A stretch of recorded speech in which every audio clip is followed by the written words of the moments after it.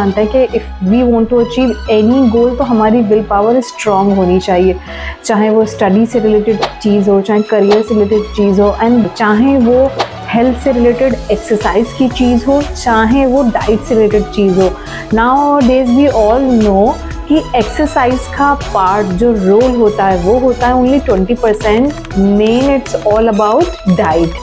तो अगर आप एक हेल्दी डाइट लेना चाहते हैं तो भी आपकी विल पावर स्ट्रांग होनी चाहिए, और अगर आप एक्सरसाइज का रूटीन फॉलो करना चाहते हैं तो भी आपका विल पावर स्ट्रांग होना चाहिए।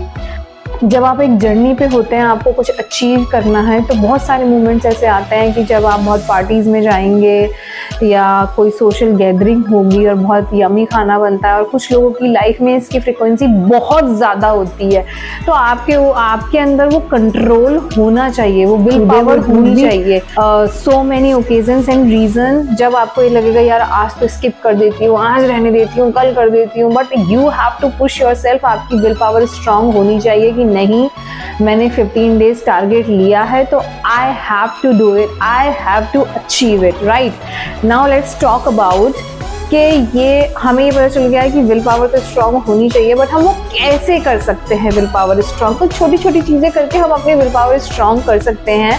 जैसे अगर पुराने ज़माने में कहें तो पूजा पाठ का, लेडीज़ पूजा पाठ बहुत करती थी। गाइस, मुझे पूजा पाठ स्पिरिचुअल तो जो है उसका मतलब रिलेवेंस वो तो है ही, बट पूजा पाठ करने से हमारी विल पावर स्ट्रांग होती है।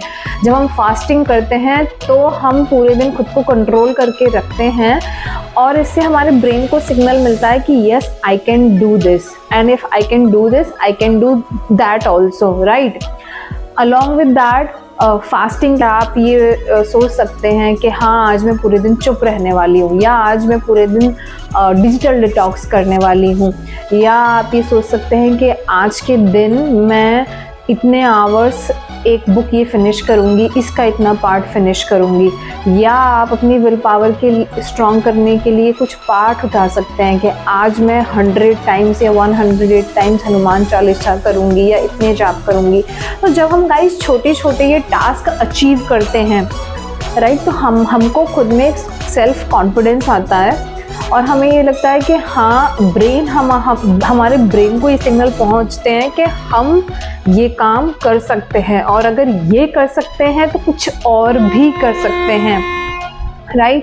So I hope this tips will help you try to increase your willpower to achieve your health goal.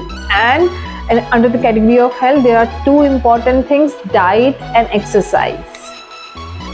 Bye bye.